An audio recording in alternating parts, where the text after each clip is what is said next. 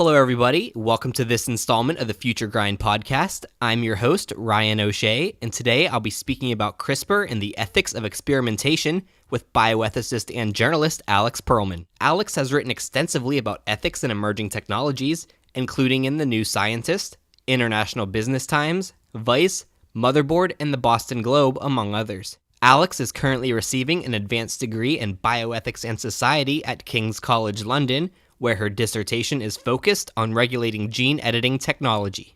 As always, show notes can be found on futuregrind.org. We're also on iTunes, YouTube, and Facebook. Feel free to subscribe, and you can also like, comment, and share to spread the word. This is Future Grind.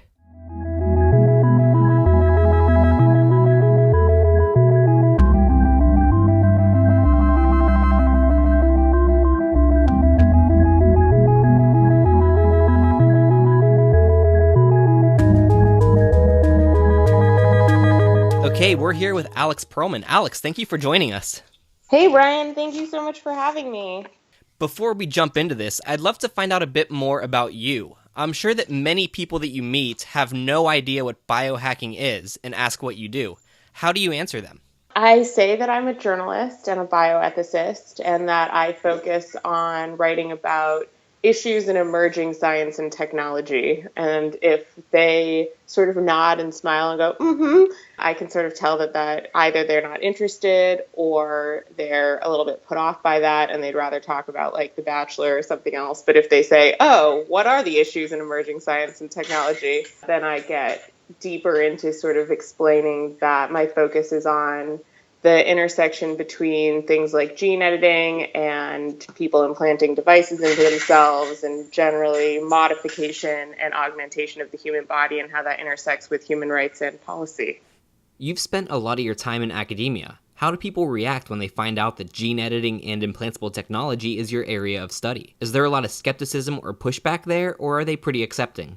I think that it goes both ways. I think that academia tends to have a reputation towards liberalism, and I've found that that's true. And so there are a lot of people who actually are quite familiar with these big questions. Obviously, CRISPR is a big one that people are grappling with a lot now, the sort of idea about genetically engineering human embryos and any other kind of human cells. And that's sort of coming from the more scientific realms of academia. And then when you start to move towards philosophy and sociology, you're right, there are people who are pretty unfamiliar with what's been going on the other side, on the more scientific side. And so they are met with sort of incredulousness that people are actually doing this to themselves, and how could you possibly be doing that? And sort of asking, the big question is always, well, why?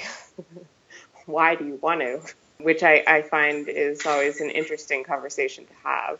And you certainly spend a lot of time thinking about ethics within the biohacking movement, but would you consider yourself a biohacker? Are you a transhumanist, or how do you self-identify? I am not a transhumanist. I don't think that I can identify as a transhumanist, because to me, right now, transhumanism sort of falls into the realm of like a social movement or a political movement, that you have to be supportive of the sort of tenets of a social or political movement to call yourself a member of it or a follower of it. And I think that transhumanism has gone out of its way to sort of try to define itself with bullet points with transhumanist parties and transhumanist organizations. And, there are more or less some difficult points about transhumanism that I don't identify with, and so I can't call myself a transhumanist. However, I would say that I am a biohacker, in that I think that when you start to try to define biohacking, it's broader than just sort of the subgroup of people who are implanting themselves with chips. I think it also goes into people who are trying to better understand how their bodies function in their changing habitats. So people maybe who, don't get outside as much as they need to, figuring out what they can do to change their own environment so that their body is optimized. And that doesn't have anything to do with maybe putting a magnet into it. And, instead, maybe they're using sun lamps or they're using humidifiers. Another example would be people who, very easily use bullet coffee to try to optimize their day. Or I just recently read a great story about a group of people who all carry a gene for late onset Alzheimer's and are trying to figure out what they can do to push that so it's later and later onset. So whether that's running 5 miles a day or that's only eating green vegetables, like they're trying to figure out what they can do to hack their bodies to alleviate this genetic predetermination that they have. So I think that those are all can be considered under the hashtag biohacking umbrella. And as someone who is always trying to optimize my own existence and my own body, I think that I would consider myself a biohacker for sure. I have a fairly controversial point of view that a lot of biohackers disagree with, and that is that the medical community itself, at least initially, started as a biohacking movement. So do you see a big difference between the medical industry and the biohacking community if both industries are focused on making sure that the human is optimized and can succeed in their daily life? No, and I'm with you on this. I don't see a big difference between the two, and I have actually written about how the medical community should embrace biohacking because I do think that it's the next frontier. I think there's an opportunity for working together between biohackers and medical professionals, and not only because of a shared focus on optimizing the human body, but also, when biohackers work in labs and are performing what are essentially scientific experiments on human bodies, including opening people up in a surgical way, I think it would be great to have shared knowledge and insight from inside the medical establishment about how best to do that. Because ultimately what works on one person may not work on another people or on a subgroup of people. And what you end up with is a lot of pain and rejected implants. And why is that? And there's definitely room, in my opinion, for the medical community to come in with expertise about materials and procedures and how best to go about actually performing surgery. And then, the opposite is true as well, because biohackers can not only learn from medical experts, but also share their own knowledge that they've gleaned from doing experiments and what they know. And I think that there is a huge opportunity to create this valuable exchange of ideas between biohackers and the medical community. Absolutely, I completely agree. And in my experience, I think we're going to start to see this happening because a lot of the emails that I get are from current medical students. So maybe the established doctors are still kind of stuck in their thinking of their two different siloed worlds of augmentative procedures and what you would consider traditional medical procedures, but I see that a lot of people in medical school that are the future doctors are reaching out to us and are very interested in this, so I'm interested to see these worlds blend together and what becomes of that. And you've had experience firsthand with what it's like when a biohacking procedure doesn't work out, so what made you want to get the finger magnet implant? What was your experience using it, and what ultimately went wrong? Well, my original impetus for it was that years before I actually achieved getting it, I had heard about magnet implants and had written about them and had wanted to continue writing about them, but I was feeling frustrated because I couldn't quite identify what the exact feeling was, what the sensation felt like for people who were describing to me, oh, it's a buzz, oh, it's a zing. And I'm like, well, what is that? I don't know what you mean.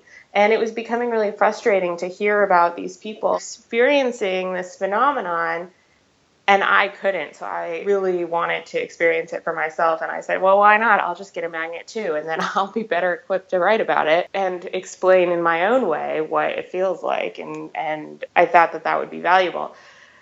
Then I did finally get one with you guys and with Tim a couple years ago. I was working on a podcast myself. We were doing a pilot for a podcast that ended up ultimately not getting off the ground, unfortunately.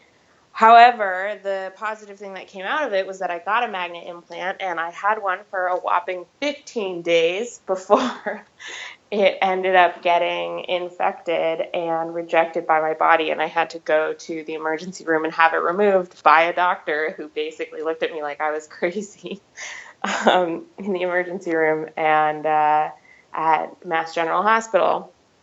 And ultimately, I think it was because my body just doesn't heal that well. I have a blood disorder called ITP, which means that I don't have enough platelets, which means that when I'm trying to heal my body, and especially from wounds or cuts, that scabbing doesn't happen the way that it is supposed to. So I probably am not the greatest candidate for any sort of major surgeries or implants because I just am not a good healer. And I probably should have thought about that. But that just goes towards the bigger question, which is that had I been dealing with it like it was a medical procedure and had gotten medical advice as opposed to just like saying, oh, I'm going to go screw around and like report a story about how it is to implant a magnetic device into my body, I would have thought more carefully about what that meant. And I'm someone who has tattoos and piercings that have all healed and they're all fine. And I was equating this to a tattoo more than I was equating it to a surgery. And I think that that's an important distinction, that this kind of implant is actually closer to a medical procedure than it is to an aesthetic procedure like a tattoo or a piercing. And I think that they're very close together, but I think that thinking about it like a medical procedure probably would have given me pause, or it would have allowed me to look deeper into what I could have done to make sure that I was doing it safely. And through your experience with that, you're actually pushing forward the body of knowledge on magnet implants, because while there are thousands of people in the world that have these at this point, there is not a lot of documentation about exactly what goes into it and what people can expect in the healing process. Do you think there needs to be more of that in the biohacking community overall, where we actually perhaps do things in a more clinical trial structured way and gather data and report on that?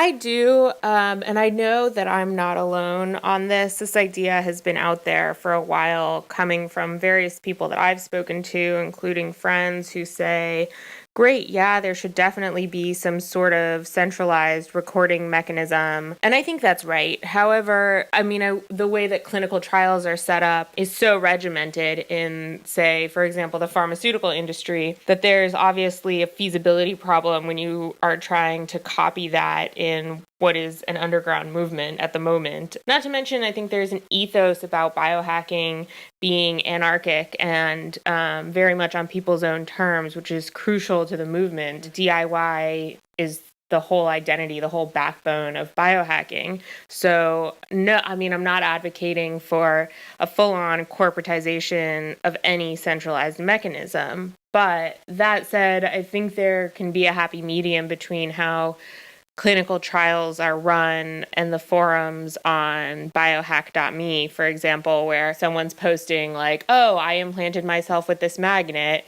Here's a picture of it right after I did it. And then another post saying, oh, here it is 5 days later. Cool. And, there's not a lot of insight about what happened between point A and point B and how it healed, what the symptoms were, if it did get infected. And I think it would be better and easier as people, especially start doing this to themselves. There are biohackers who now hear about it on Vice, see a video of Tim and his implants, or, read about these Swedish guys who have chips and getting on their trains in Stockholm, and that's cool, but as soon as people start doing it to themselves, there's going to be a plethora of new symptoms that crop up, and it would be great to be able to have a place to go and say, okay, it looks like this, it smells like this, it might be infected, here are some possible remedies for that. This one worked for 15 people, but it didn't work for 2 people, and maybe I should try it and then report back. Not only does that encourage more shared knowledge in the community, as well as transparency about how people are going about implanting themselves, but it also, I think, would be just generally helpful for people who are coming into the movement to see that, it doesn't always work. And sometimes it does get infected and sometimes it doesn't. And there are different ways and different procedures that people are using to implant themselves. And I think that that's important to know when you're first coming into it. Not to mention, it would help in the future when people are looking to implant themselves with more powerful and larger objects or electronics. Certainly, I think it would be useful to look back and say, okay, this magnet implant reacts with this percent of people in this way, and we should be aware of that when moving on to larger objects like LEDs, for example. What is your background and what got you interested in this in the first place? I am a journalist by trade. My background is in international human rights reporting, and I've also done a fair amount of political reporting and opinion writing in Boston. I came to this subject area via reporting about the human rights implications of CRISPR, which is a gene editing technology. And my concerns stemmed from the fact that I felt that there was a lack of conversation around issues of social justice and access around genome editing, because I feel that as soon as CRISPR proves to be both safe and effective and enters the market, that there may not be equitable access to that kind of technology, which follows a trend in the United States where rich people are the ones who get access to cutting edge medical technology. It's not accessible to the majority of people. And I think that the US is not equipped to handle CRISPR from a policy standpoint. And that was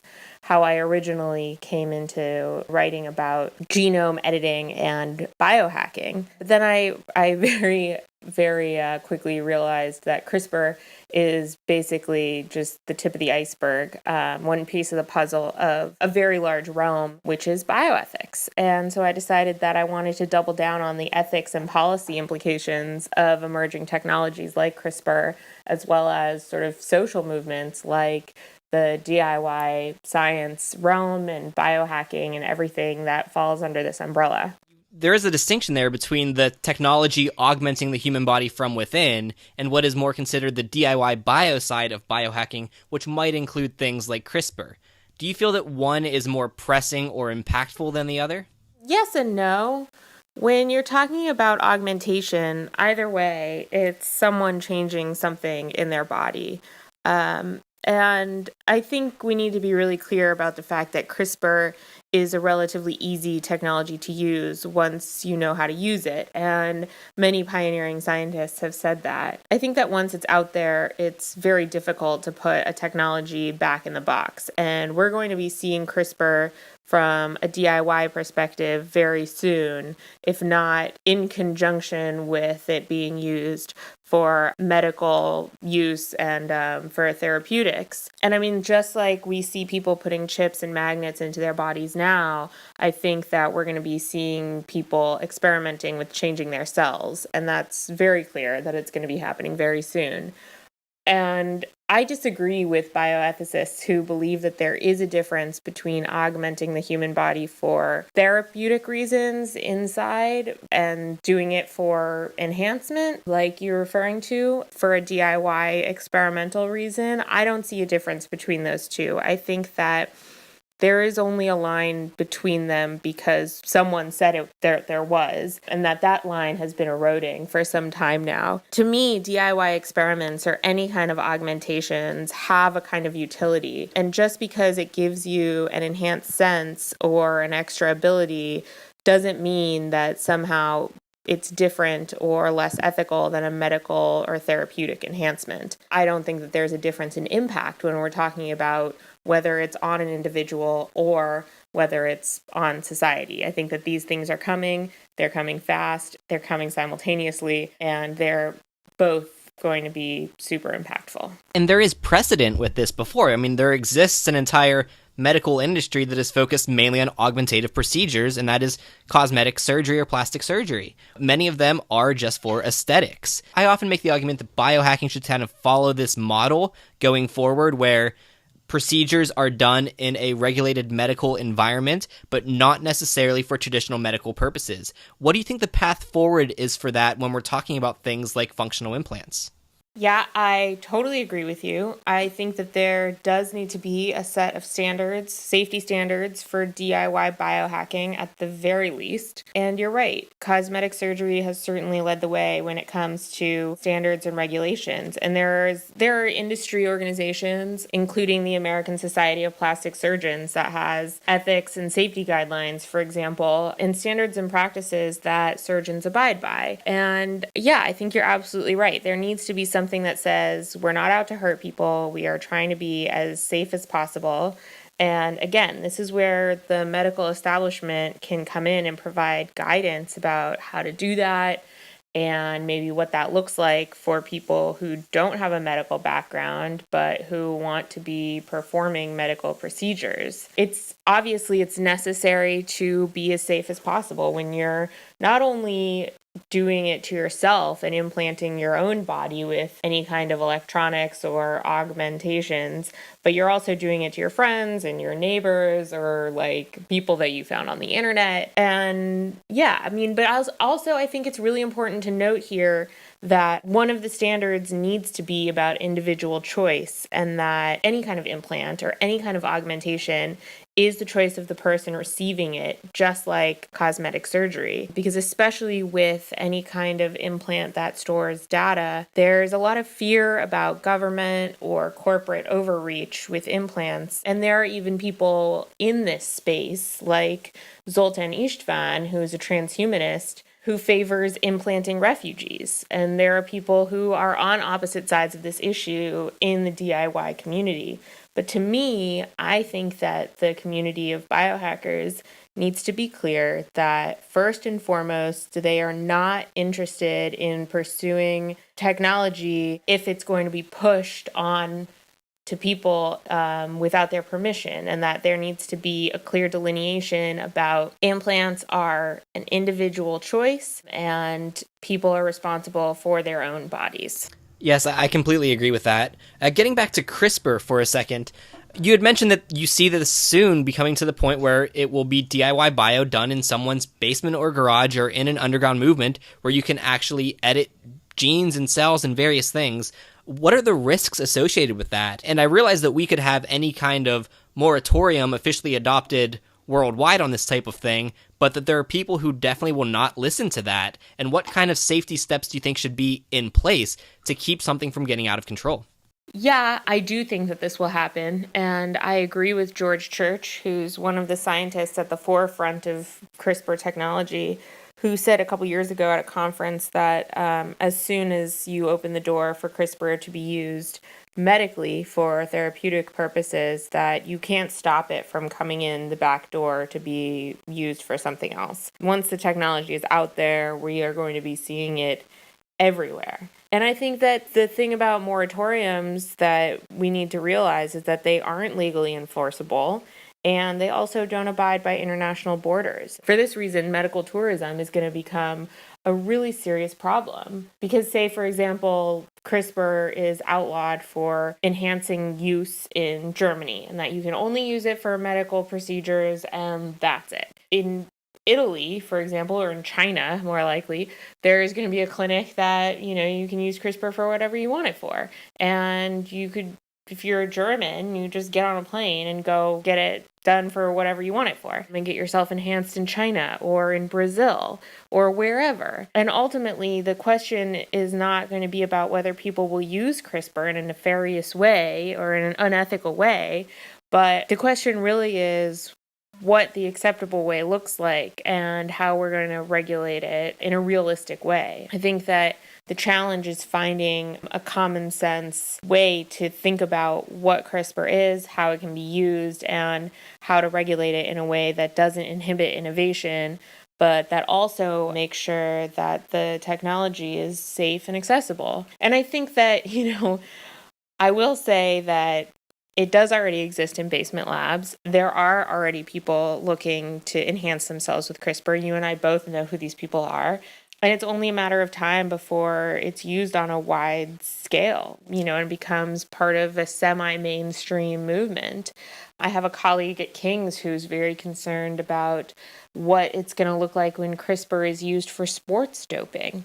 That's a big problem. And so, as a society, we're facing these very serious questions globally when it comes to human augmentation. And until we can get behind the fact that people will be using it, we're going to have this situation where you have these rogue gene editors who are working underground, who are not abiding by safety standards, who are charging insane premiums to access this technology. And ultimately, what you get is this libertarian nightmare where only wealthy people can access these procedures in the middle of the ocean on, medical islands or whatever. And that's not a future that I want to live in. I don't think that's a future that anyone wants to live in.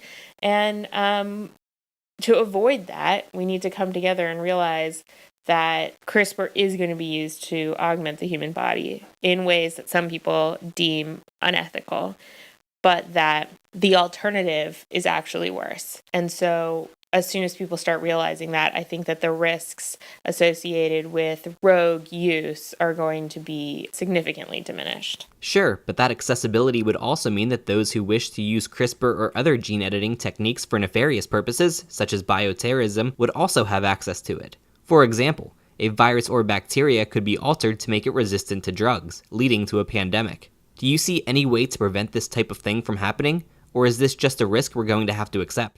I think that this is a risk that we've been accepting for a long time. There's nothing about CRISPR to me that points to ease of use being any different from creating a biological agent with any other technology that's out there right now. And I don't think that the accessibility of CRISPR is going to make people suddenly look to bioterrorism. I think that, our law enforcement agencies keep an eye on who's doing what. I know that there is, a lot of cooperation between some DIY biolabs and law enforcement agents who are keeping a close watch, sometimes a little bit too close for comfort, on what people are doing when they're modifying any kind of genetic material.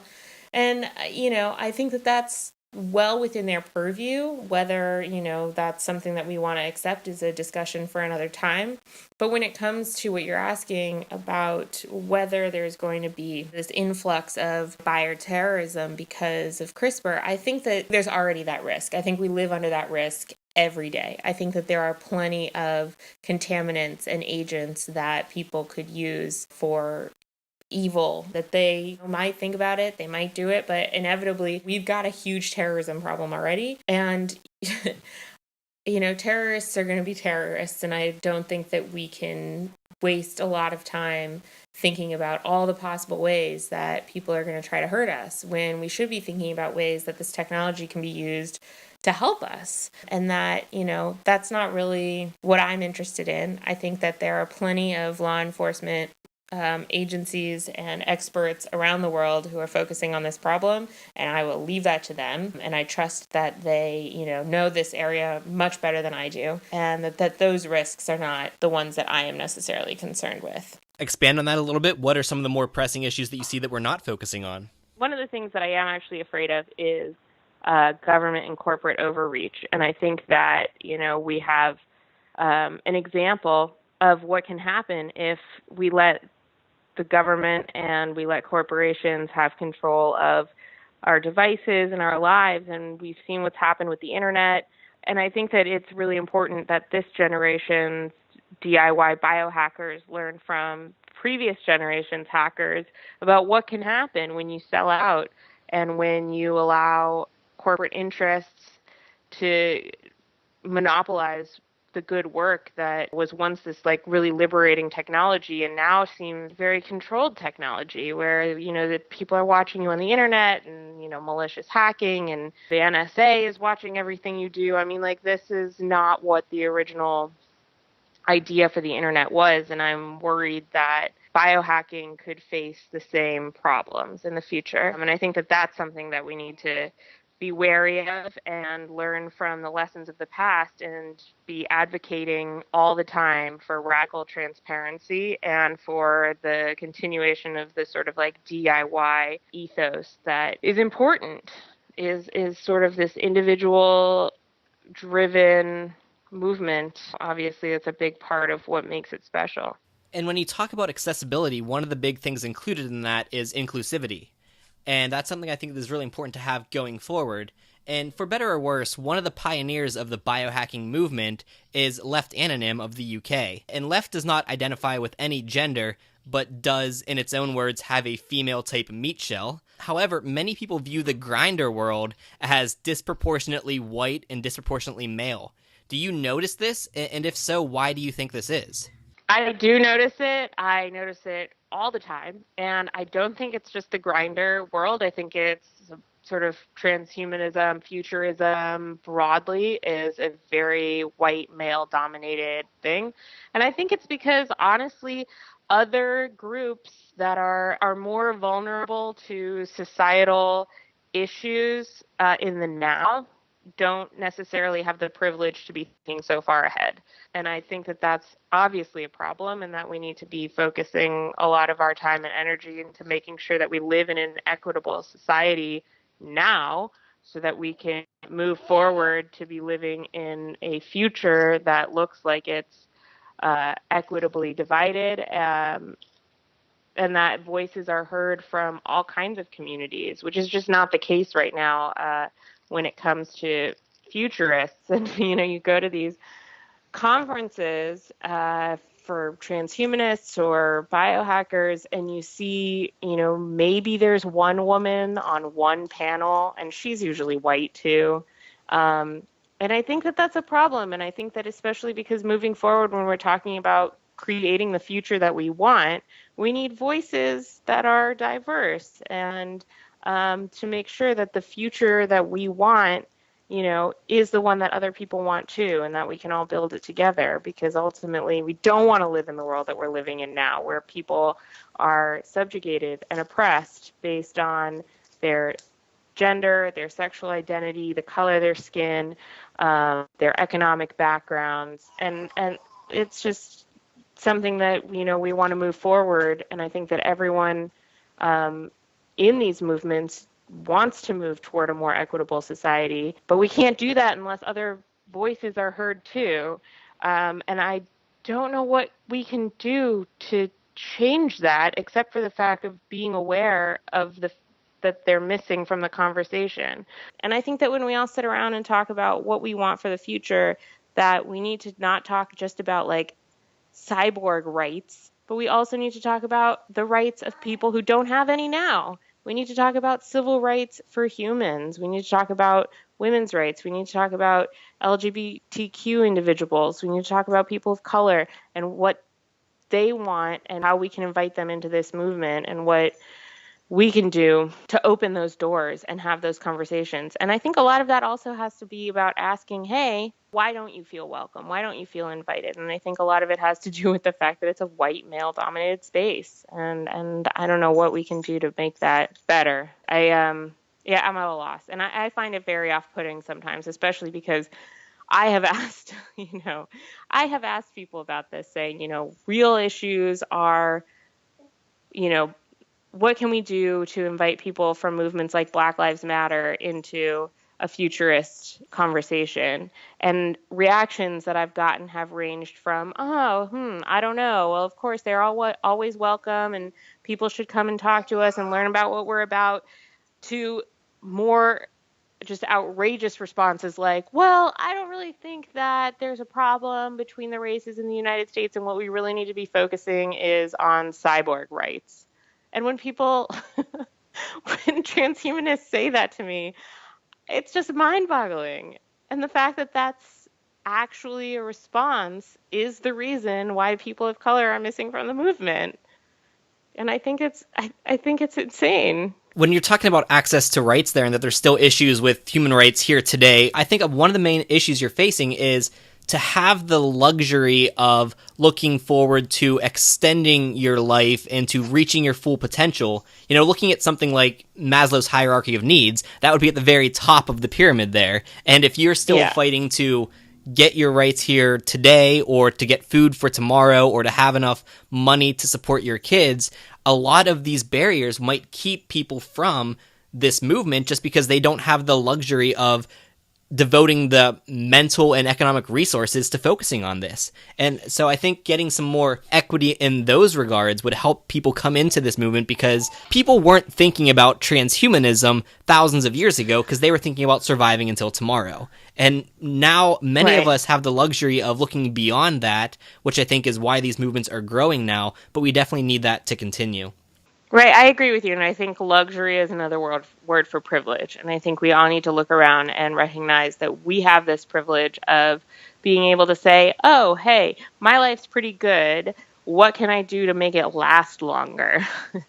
Is not a question that most people are grappling with, and that's exactly right, is the people who do have the privilege of being able to have these conversations, we need to devote a significant amount of time to saying, what can we do to make sure that our privilege is accessible to everyone else, that everything that we have is accessible to everyone else. And until that's possible, I don't think it's even fair to have the conversation, which is a debate for another time, but which is why I don't get into conversations about life extension, because I'm like, if you're talking about wanting to extend your life without doing the work to make sure that everyone's lives are good enough to want to extend their lives, then you've got a problem. You recently left Boston, which is a hub of biotechnology and academia, to go to London.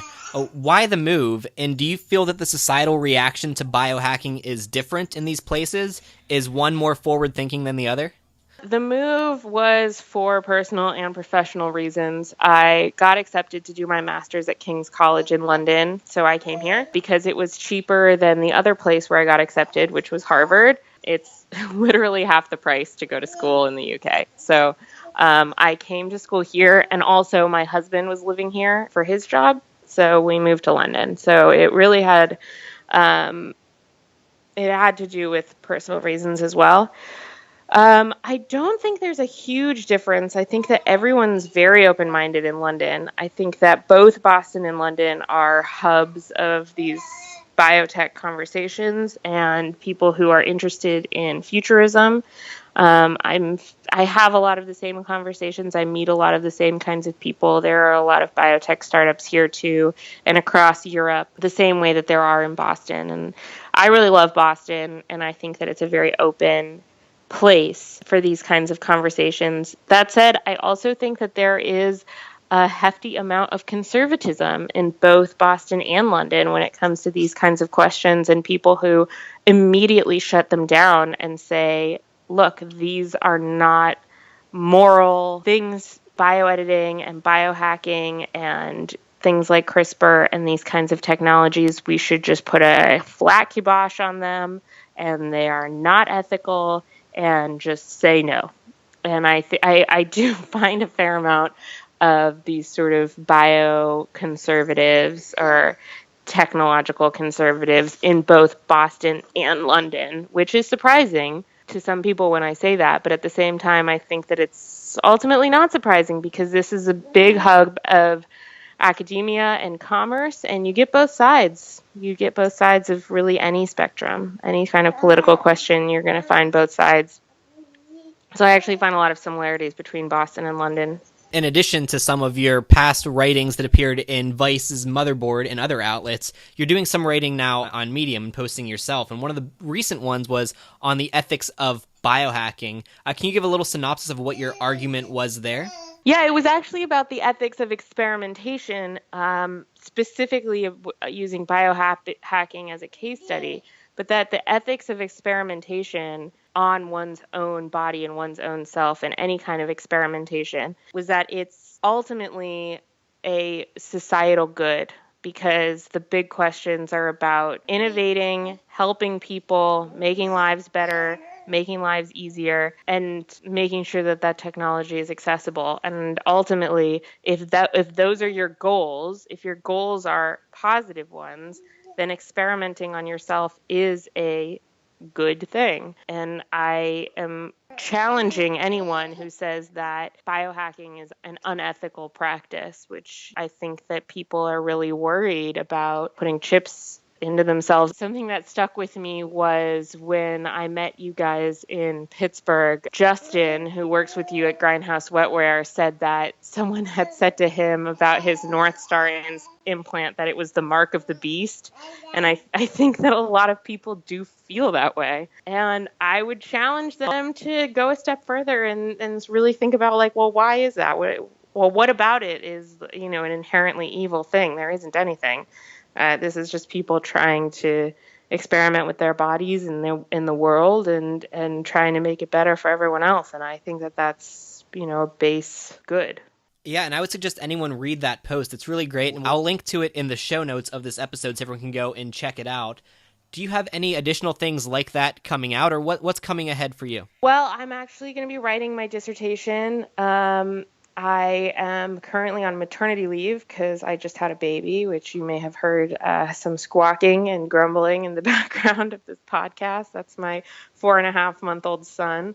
So I'm going to be finishing up my dissertation on CRISPR, which includes looking at the regulatory systems between the US and the UK, not only analyzing the differences, but also pointing out where the US falls short in comparison to the UK, which to me has a very common sense system for dealing with emerging technologies, and the US really lacks it. And I think it's going to be a big problem going forward. In addition to that, I am going to be going back to freelancing and sort of trying to write more about biohacking and write more about innovations that I see people are working on, and trying to go back to more of a sort of reporting gig, as well as writing a lot more about reproductive health, I think is something that is kind of undercovered with the innovations in things like mitochondrial replacement therapy that I mentioned before, as well as people are talking about external wombs now. And I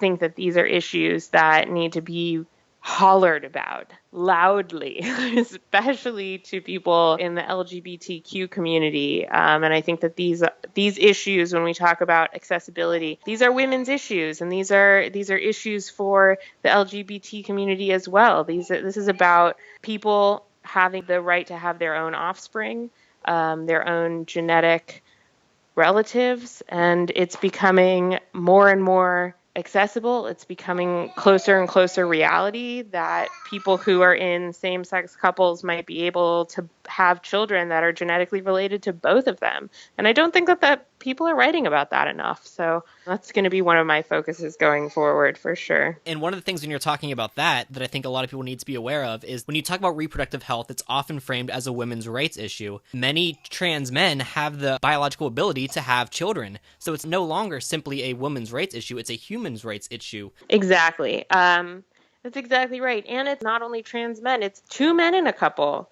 Two cisgendered men in a couple, might be able to incubate their own child in their home with the help of an incubator and an external womb. I think that that's going to be something that's not too far off. I think that's going to be really interesting. And we need to start talking about that. We need to start talking about what it's going to be like when people grow babies in pods without women at all. That's an issue.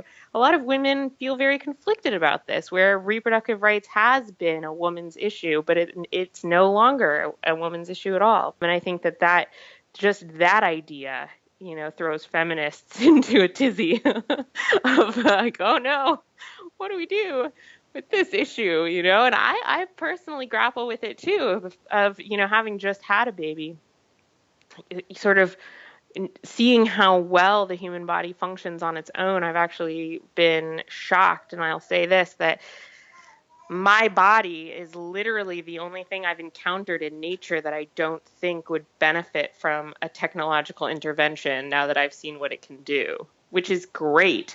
But at the same time, not everyone has my body. Not everyone is healthy. Not everyone is a woman. Not everyone wants to, have kids by using their body. And there are so many different ways to produce children now that, technological intervention should be, again, it should be safe and it should be accessible if that's how you want to use it. And these are big questions.